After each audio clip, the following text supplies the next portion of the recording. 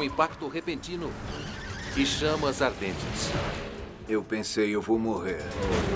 Um violento acidente quase mata uma lenda da Fórmula 1. Graças a Deus eu me recuperei. Mas para o piloto Niki Lauda, que virou dono de uma companhia aérea, um acidente mais devastador ainda estava por vir. Recebi uma ligação do noticiário e eles disseram um dos seus aviões caiu. Ah, caramba! Nós não conseguimos achar a razão do acidente. O famoso campeão da Áustria desafia a sabedoria convencional. Se tivessem perdido só 10%, ainda estariam aqui. Lutando para descobrir a verdade. É o meu nome, o meu avião, o meu acidente. E descobre uma ameaça nova que está se espalhando na aviação moderna.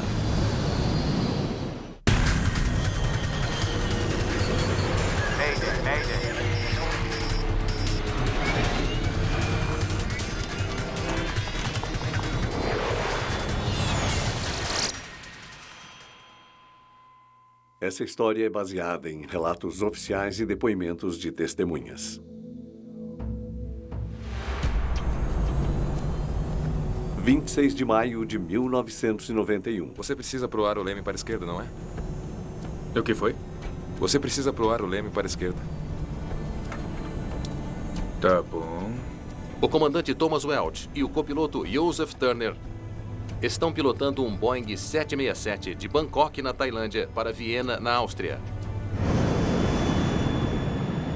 O voo é operado pela Lauda Air, uma criação do famoso piloto de Fórmula 1 austríaco Niki Lauda. Para mim foi um passo lógico. Depois de me aposentar das corridas, começar esse tipo de negócio. E foi o que eu fiz com a Lauda Air. Durante os anos 70, Lauda dominava as corridas de Fórmula 1.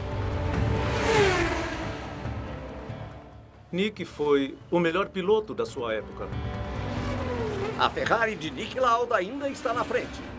Eu acho que o Niki é o austríaco mais conhecido desde Mozart. E assim que eles terminaram, Niki Lauda recebe a bandeira. Ele ganhou o campeonato mundial 3 vezes.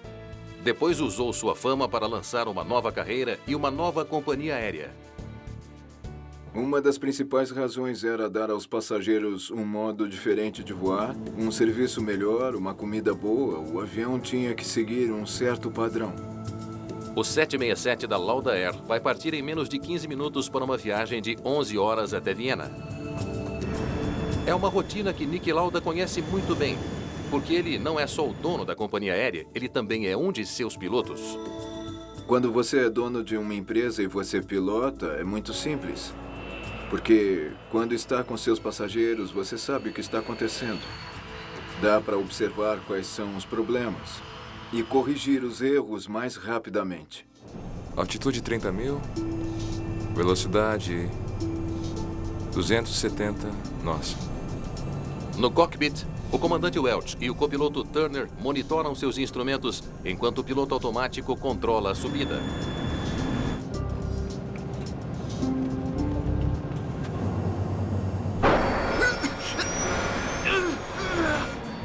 De repente, o avião começa a cair do céu.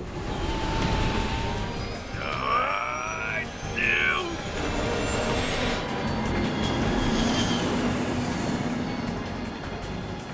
Aqui! Espera um pouco!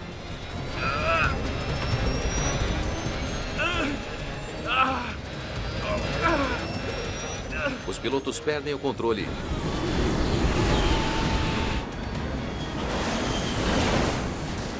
E o voo Lauda 4 despenca para o solo.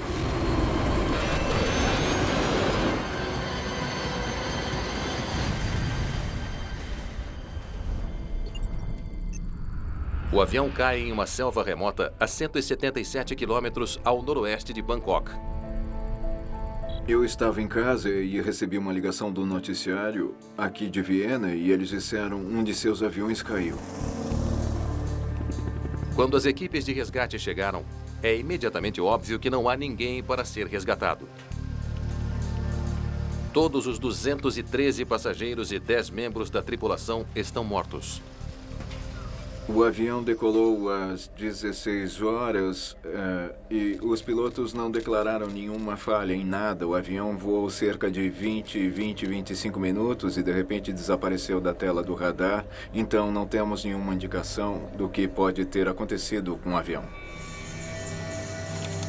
É a primeira vez que um Boeing 767 cai na história. A perda de um avião de fabricação americana pede uma ação rápida da Agência Nacional de Segurança do Transporte. A NTSB imediatamente envia o investigador veterano Bob McIntosh para a Tailândia. Era o primeiro acidente de um avião que estava a serviço intercontinentalmente. Há quase uma década com registro de serviço perfeito. Era extremamente importante para nós sabermos o que tinha acontecido. 223 pessoas morreram. E um dos aviões mais populares do mundo está em pedaços em uma remota selva tailandesa. A maior parte do território era montanhoso e também era muito tropical.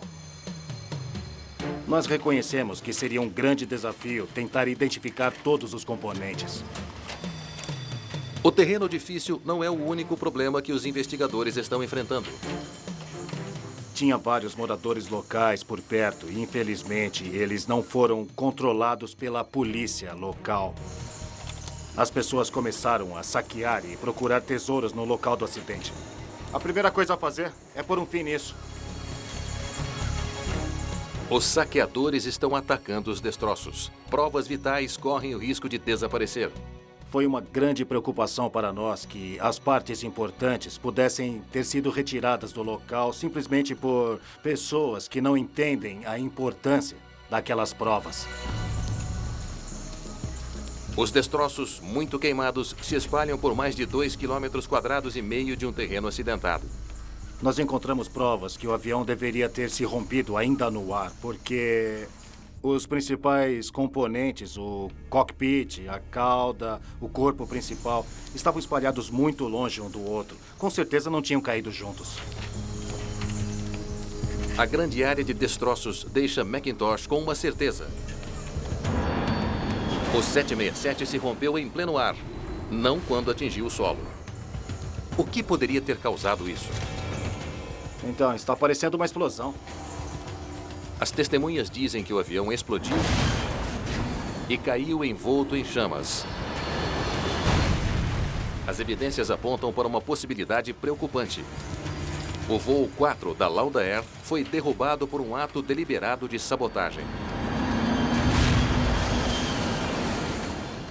Houve muita especulação sobre a possibilidade de um ato terrorista ter interferido no avião. Banshan, Tailândia. Feliz de ter você na equipe.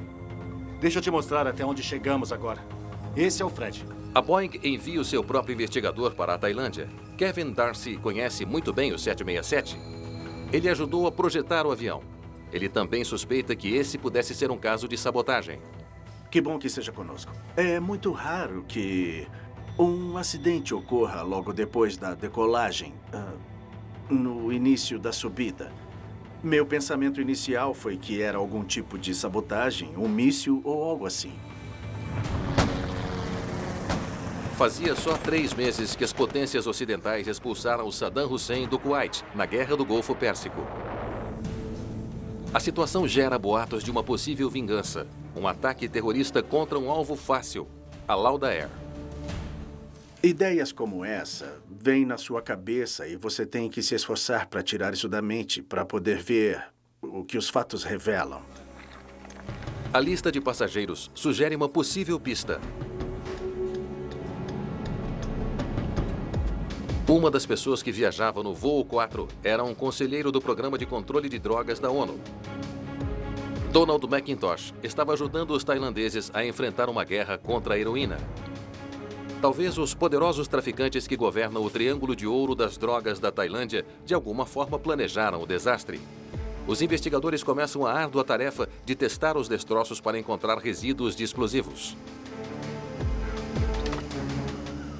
O dono da companhia aérea, Nick Lauda, não está convencido de que um ato terrorista tenha derrubado um de seus aviões. Ele chega na Tailândia para ver pessoalmente. Minha primeira decisão foi ir lá pessoalmente. e tentar descobrir o que aconteceu. E foi isso que eu fiz. Onde a cauda foi achada? Eu nunca tinha visto uma queda de avião em toda a minha vida. Aquela cena foi a imagem mais horrível que eu já vi. Cercado pelos restos espalhados de um avião que levava seu nome, Lauda fica chocado pela magnitude do desastre. Quando 223 pessoas morrem, as famílias, todo mundo quer saber por quê. E eu acho que o pior para as pessoas é se elas não souberem porque perderam seus maridos, filhos ou quem fosse. Lauda está determinado a descobrir o que deu errado.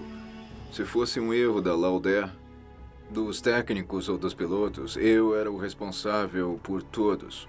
Eu certamente renunciaria. Sua certeza podia estar baseada no seu próprio passado traumático. No Grande Prêmio da Alemanha, em 1976, sua Ferrari se chocou contra um muro e explodiu em chamas.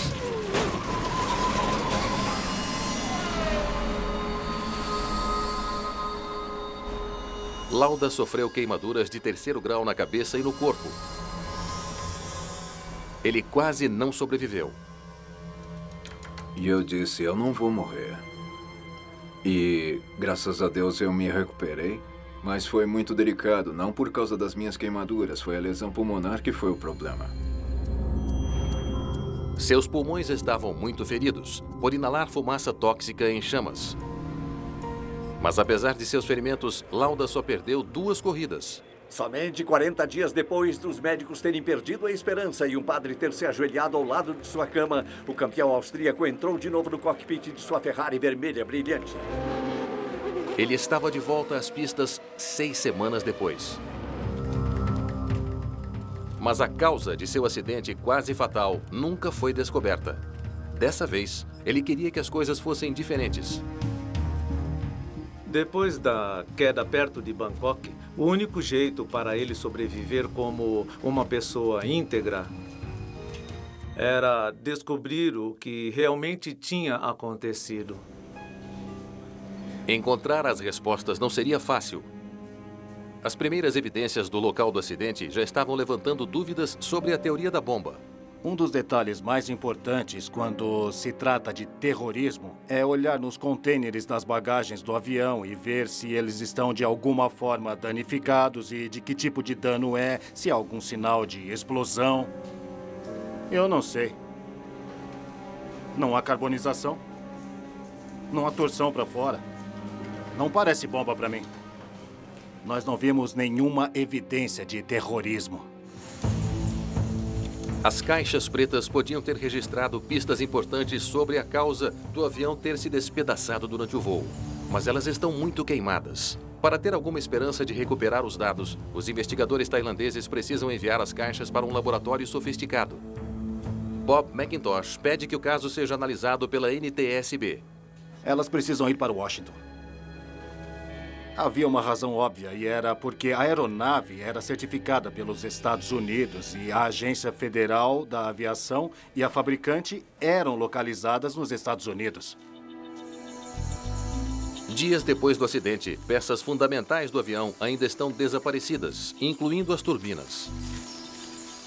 Encontrar os destroços no local do acidente do Lauda Air foi, com certeza mesmo, um grande desafio. Era montanhoso. Era uma mata muito fechada.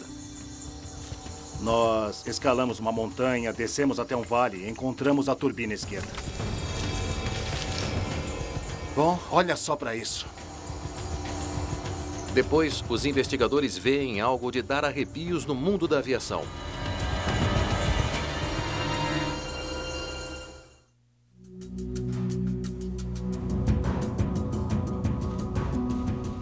Os investigadores na Tailândia descobrem algo surpreendente. O reversor do empuxo da turbina esquerda do avião estava totalmente acionado. Depois que nós vimos que o reversor de empuxo estava acionado, para mim foi chocante. Não era algo que eu, de fato, esperasse que fosse acontecer. Os reversores de empuxo ajudam os aviões a brecar durante a aterrissagem. Eles funcionam redirecionando o empuxo da turbina para frente para diminuir a velocidade do avião. O lado esquerdo foi acionado em pleno ar. Sem dúvida. Os aviões têm proteções internas para evitar que os reversores sejam acionados durante o voo. Mas mesmo se isso acontecesse, não deveria causar um acidente. O pensamento geral do que aconteceria se um reversor fosse acionado em voo era de que o avião seria controlável, que poderia fazer uma aterrissagem segura depois que aquilo acontecesse. Na verdade, testes de voo já tinham mostrado exatamente isso. Antes do primeiro 767 entrar em atividade, a Boeing tinha que provar que os pilotos podiam continuar voando em segurança depois de acionar um reversor no ar. Eu estava realmente em um dos testes de voo quando testamos o acionamento do reversor de empuxo.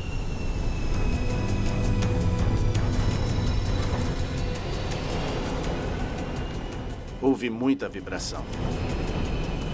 Muito barulho. Mas o avião foi controlável. Os pilotos só sofreram uma pequena perda de sustentação. Como resultado, a Boeing certificou o 767 como sendo capaz de voar e aterrissar com segurança em qualquer posição que o reversor estivesse. Mas a descoberta de uma turbina com um reversor acionado é tão incomum que os investigadores concluíram que isso estava de alguma forma relacionado com o acidente. Como um reversor de empuxo derruba um 767? Está faltando alguma coisa. Se fosse descoberto que um reversor defeituoso poderia derrubar um avião, isso causaria implicações assustadoras em toda a indústria aérea. As vidas de centenas de milhares de passageiros em todo o mundo poderiam estar em perigo. Nós reconhecemos que tínhamos algo que era muito incomum e que exigiria uma série de análises. O reversor de empuxo acionado é a pista mais forte que os investigadores têm. Mas ninguém consegue descobrir como ele poderia ter causado o acidente. O que teria causado a perda do controle da aeronave? Porque já havia sido demonstrado e essa condição podia ocorrer no ar e dava para continuar e pousar.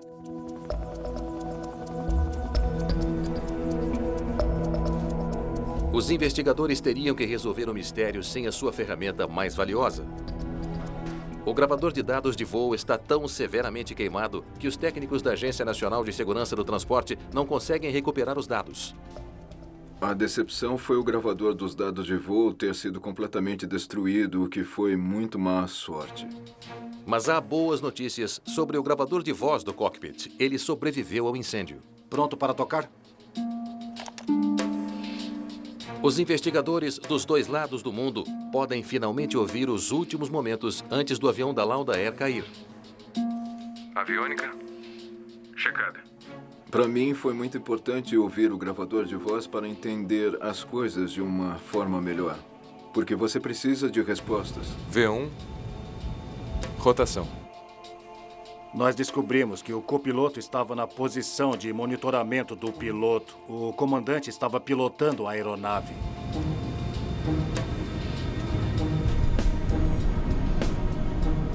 Taxa positiva de subida. Recolhendo o trem de pouso.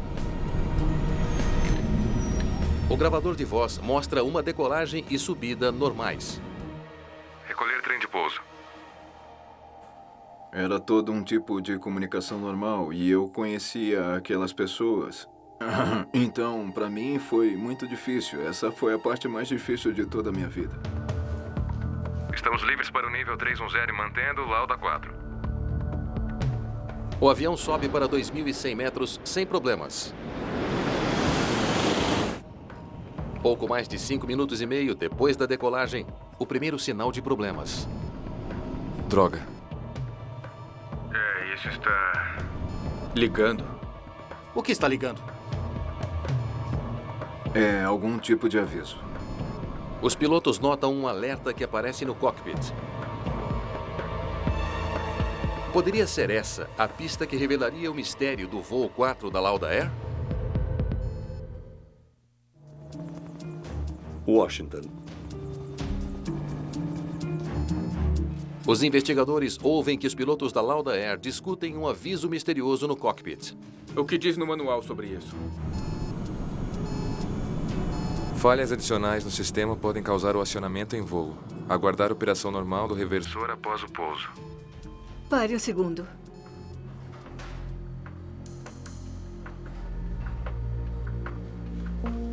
Folhas adicionais no sistema podem causar acionamento no voo. Ele está falando sobre o aviso da válvula de isolamento do reversor? O aviso refere-se a uma válvula no reversor de empuxo do motor esquerdo.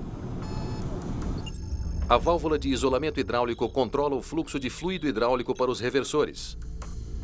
Quando ela é aberta, o reversor pode ser disparado ou acionado, e quando ela é fechada, os reversores não são acionados. Tudo bem? Deixa eu ver. A tripulação não parece preocupada com o aviso. O aviso da válvula de isolamento do reversor que foi apresentado à tripulação era uma situação anormal, mas não de emergência. E não exigia nenhuma reação da tripulação, além de estar sendo informada de que o reversor do empuxo podia não estar operante no momento do pouso. Tudo bem? Eles fizeram a coisa certa. Eles leram o checklist e o checklist disse podem continuar voando. Devo avisar o pessoal em terra? Não, deve ser a umidade ou coisa assim. Porque não está constante, fica aparecendo e desaparecendo. É.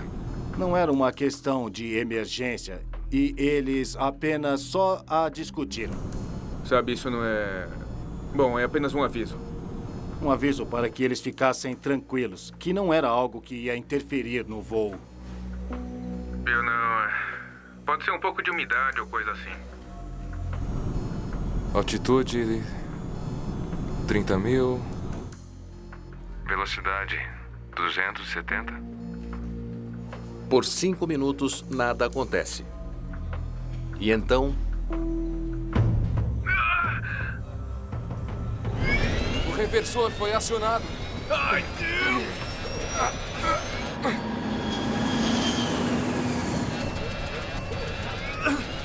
Aqui! Espera um pouco! Ai, droga! O capitão disse droga e reage como um piloto que está fora de controle, basicamente. E o copiloto não disse uma palavra nesses instantes do acidente. Então, para mim, foi muito óbvio que algo deve ter acontecido tão rápido, porque os pilotos, em geral, se comunicam uns com os outros quando há um problema. O gravador de voz do cockpit confirma que, seja lá o que tenha ocorrido, foi muito rápido.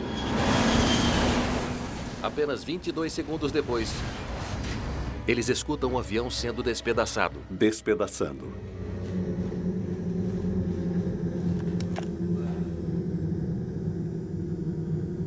A coisa toda foi tão difícil. Impossível de esquecer. Nick sabia que só podia ter sido um erro e que não era da companhia aérea, nem do Nick e muito menos dos pilotos. Nick Lauda está convencido de que o acionamento do reversor de empuxo foi a causa do acidente. A partir do momento em que Nick teve certeza de que havia algo de errado com o sistema, ele resolveu pressionar bastante a Boeing. Eu fiquei atrás da Boeing dia e noite para que as pessoas pudessem compreender que estávamos resolvendo aquilo, que nós esperávamos encontrar a causa e garantíssemos que aquilo jamais voltasse a acontecer, porque essa era a resposta que aquelas famílias precisavam. Com a pressão aumentando sobre a Boeing, Bob McIntosh retorna ao local do acidente em busca de qualquer evidência que pudesse ajudar a explicar o que deu errado. Vamos começar. Ele acha que pode haver outro jeito de pôr as mãos em alguns dos dados que ele não conseguiu recuperar do gravador de voo muito queimado. Nós corremos até lá com algumas ferramentas rudimentares, como alicates, uma chave de fenda e outras coisas, e depois saímos de lá o mais rápido possível. As turbinas do 767 são equipadas com uma unidade de controle eletrônico, ou EEC. McIntosh espera que a memória interna da unidade tenha preservado um registro de como os motores do avião estavam operando pouco antes do acidente. E acertamos. Lá estava o EEC, o controle eletrônico da turbina, totalmente disponível para nós. Ficamos muito entusiasmados em tirar essa informação de lá, da selva, e levar para uma instalação de leitura adequada. Você tem um saco aí? A questão fundamental agora era se os dados da turbina poderiam revelar por que os pilotos da Lauda Air de repente perderam o controle de seu avião. Washington. Os investigadores podem estar um passo mais perto de compreender o que derrubou o voo 4 da Lauda Air. Eles têm dados fundamentais da unidade de controle eletrônico da turbina do avião. Mas agora tínhamos a velocidade e também a informação da altitude. Apesar de não termos os horários exatos desses trechos de informações, elas nos levaram a entender a perda de controle. Reversor acionado. Uau! Isso com certeza é importante. Os danos dão a Macintosh uma imagem mais clara de por que o avião se despedaçou no ar. Operando em quase força total, a turbina esquerda de repente entra em marcha ré. Reversor acionado. Ai, Deus! Depois da exclamação do copiloto, reversor de empuxo, aconteceu muita coisa no cockpit. O comandante Welch imediatamente tenta corrigir o problema. Aqui! Espera um pouco! As turbinas tinham sido levadas para a marcha lenta. Força total cortada. E até mesmo o combustível na turbina esquerda havia sido cortado. Corte de combustível. Mesmo assim, apenas segundos depois, o Boeing 767 está despencando para o solo quase à velocidade do som. Não tem mistério porque este avião se despedaçou. A pura força da descida veloz despedaça a aeronave. Se você entra em uma queda profunda e aquela velocidade aumenta para além do que o avião foi projetado, a carga da aerodinâmica pode ser maior do que o avião pode aguentar. Essa revelação explica os depoimentos das testemunhas. A explosão que eles ouviram foi o avião se despedaçando. O fogo foi causado pelo combustível vazando dos tanques rompidos e inflamando.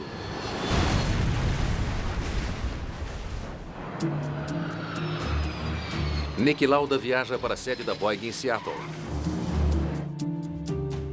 Ele está determinado a descobrir por que uma falha que não devia ser perigosa matou 223 pessoas que viajavam pela sua companhia. Eu sei o que está escrito, mas não foi isso que aconteceu, sabe, na Tailândia. E eu disse a Boeing, ouçam, caras, é o meu nome, o meu avião, o meu acidente. E a Boeing compreendeu o meu problema, ou o problema, e nós continuamos trabalhando juntos. A determinação de Lauda é semelhante à insistência que ele demonstrou na Fórmula 1. Sempre incentivando seus mecânicos para ganharem uma pequena vantagem. Basicamente, eu entendi que quanto mais você trabalha com seu carro, seus engenheiros e seus mecânicos, para deixar o carro no dia certo, regulado, do jeito certo, ele pode ir mais rápido. Esse era o segredo. Tá legal, vamos experimentar no simulador. Era importante forçar a Boeing porque eles eram a única solução para toda a questão. Lauda recria o voo no simulador da Boeing. Tudo bem, vamos começar. Ele queria saber por que seus pilotos não puderam fazer o que o avião foi certificado para fazer, se recuperar de um reversor acionado. Aproximando 7.300 metros, velocidade 590 km por hora, mais 30 metros.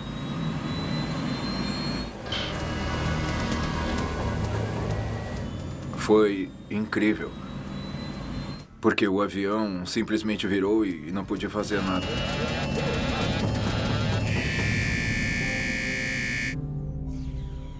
Olhando para cada sequência lentamente e repetindo várias vezes, você percebe que não podiam ter feito nada. Os testes de Lauda na Boeing mostram que os pilotos do voo 4 não tiveram tempo suficiente para executar os comandos necessários para salvar o avião. Controlar o manche direito, desligar o autoacelerador, manete de potência para marcha lenta, desligar o motor esquerdo. Teria um tempo de 4 ou 6 segundos, onde um membro da tripulação teria que iniciar controles de voos contrários àquela condição para poder se recuperar de forma segura. Antes de qualquer coisa, você precisa descobrir o que está acontecendo com seu avião. Tudo em 6 segundos? Boa sorte. Só foi tarde demais. O avião atingiu uma posição de alta velocidade, empinando-o para baixo. Reversor acionado. Deus! Está claro. O acionamento acidental de um reversor de empuxo é muito mais do que um problema inofensivo. Ele pode ser fatal. Ficou evidente para a companhia Boeing, para as autoridades de certificação da Agência Nacional de Aviação e para os usuários do Boeing 767 ao redor do mundo que esse ia ser um problema muito, muito grande mesmo. A descoberta causa enormes problemas. Os investigadores precisam descobrir, em primeiro lugar, por que o reversor se acionou. De acordo com os projetistas do avião, isso não deveria acontecer. Eles entenderam depois de um tempo que foi bem óbvio que o reversor de empuxo fez o avião cair. Então isso estava claro, mas ainda precisava saber a causa exata. Principalmente o que você vai fazer no futuro para tornar os aviões mais seguros. O reversor acionou e aqueles caras não conseguiram se recuperar. Vamos descobrir por que isso aconteceu. Para o reversor acionar, é preciso ter duas válvulas separadas e independentes abertas. A primeira válvula é a válvula de isolamento que controla o fluxo de fluido hidráulico. Mas o reversor só vai se acionar se uma segunda válvula, a válvula de controle direcional, sair do modo parado para acionado. Os investigadores se perguntam se essa segunda válvula fundamental de alguma forma acabou na posição errada. Para a equipe de investigação, a válvula de controle direcional era uma peça fundamental da evidência que precisávamos para análise. Mas o componente fundamental não é encontrado em lugar algum. É provável que os saqueadores no local do acidente o tenham levado. A válvula de controle direcional era de cor dourada. Nós especulamos que alguém pensou que ela tinha algum valor para ser derretida ou até mesmo vendida. Precisamos encontrar a válvula de controle direcional. Essa não é a nossa maior prioridade. Essa é a nossa única prioridade. Eles oferecem uma recompensa em dinheiro para ter a válvula de volta. Nós realmente queríamos saber o que tinha levado esses reversores de empuxo a acionarem e aquela era a parte do equipamento eletrônico e hidráulico que iria nos ajudar. Seattle, Washington. 9 meses após o acidente, a peça aparece. Os investigadores finalmente colocam as mãos na peça que eles mais precisam. A válvula de controle direcional. Alguém apareceu para pedir a recompensa. Eles trouxeram a peça que precisávamos e ela foi transportada relativamente rápido para o laboratório de avaliação de engenharia em Seattle, Washington. Os investigadores estão ansiosos para saber em qual posição a válvula estava no momento do acidente. Em uma posição, ela manda o reversor de empuxo desligar e se manter desligado. Em outra posição, ela manda o reversor de empuxo acionar.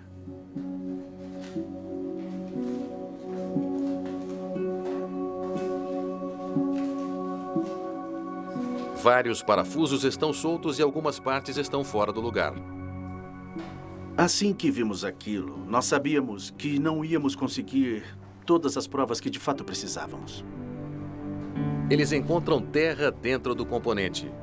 Um sinal claro de que ele tinha sido desmontado e depois remontado sem cuidado. É um grande golpe para a investigação. Foi decepcionante que, assim que recebemos a válvula, nós sabíamos que ela tinha sido adulterada. Os engenheiros vão ter que encontrar outro jeito de descobrir o que deu errado no avião da Lauda Air.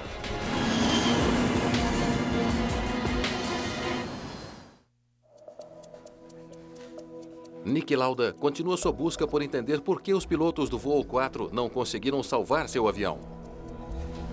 Ele analisa de novo as informações dos testes da Boeing, que mostram que um 767 perderia apenas 10% da sua sustentação se um reversor fosse acionado acidentalmente. Confie em mim. Se eles tivessem perdido só 10% da sua sustentação, ainda estariam aqui. Lauda compara as condições de voo usadas durante os testes da Boeing com as condições que seus pilotos enfrentavam no momento do acidente. Ele faz uma descoberta impressionante. Os voos de teste da Boeing estavam em uma altitude relativamente baixa, só 3.048 metros. Ninguém testou aquilo mais no alto. Faz uma enorme diferença se você está voando a 3.000 ou 8.500 metros, e isso é exatamente o que a certificação não percebeu. O 767 da Lauda Air estava voando 2 vezes mais rápido e a uma altura 2 vezes maior que a do teste da Boeing. Uma altura onde o ar rarefeito torna muito mais difícil manter a sustentação. Começamos a discutir sobre o fato de uma possível perda de sustentação da asa afetada.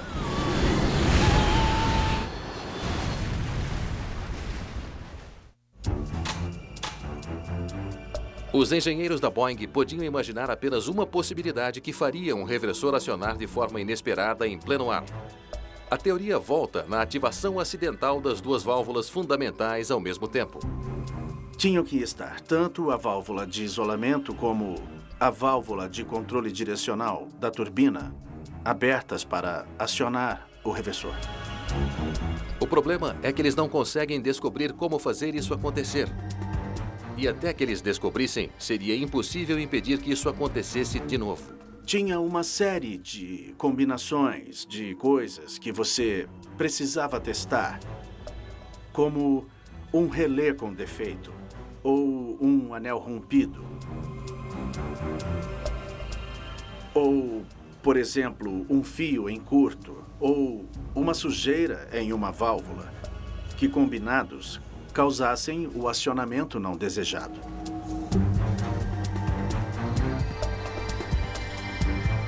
Os engenheiros conseguem achar modos de ativar uma válvula ou a outra, mas parece impossível ativar as 2 ao mesmo tempo.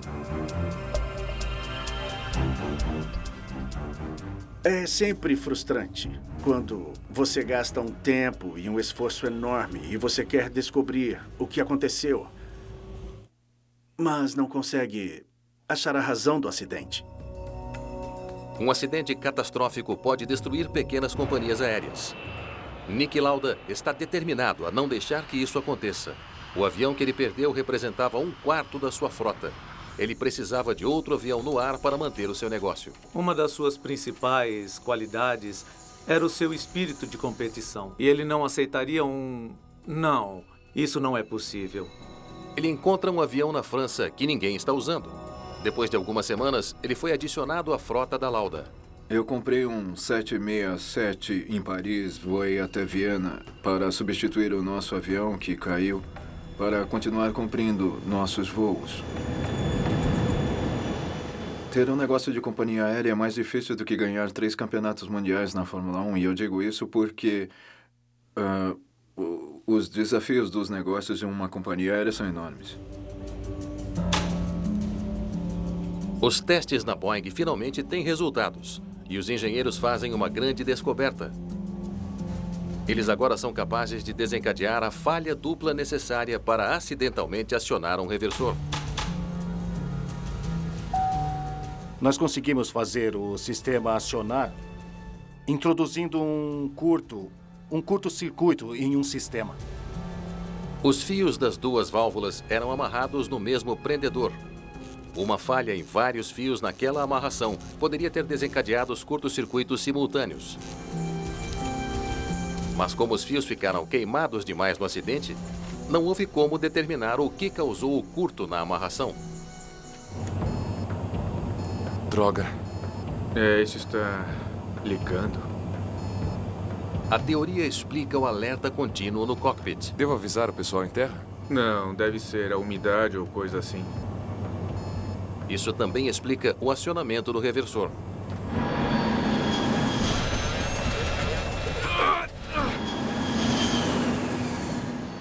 Curtos-circuitos simultâneos. 2 curtos em 2 válvulas, exatamente ao mesmo tempo? Quais são as chances? Reversor acionado! Ai, Deus!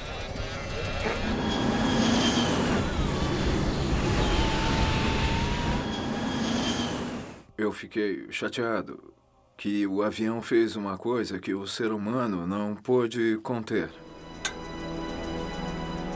O que nós descobrimos foi que o acionamento do reversor em voo era algo que poderia acontecer e nós nunca esperaríamos por isso. Para a indústria da aviação, foi um momento de orar para Deus. Nós não podíamos permitir que aviões voassem por aí com isso podendo acontecer.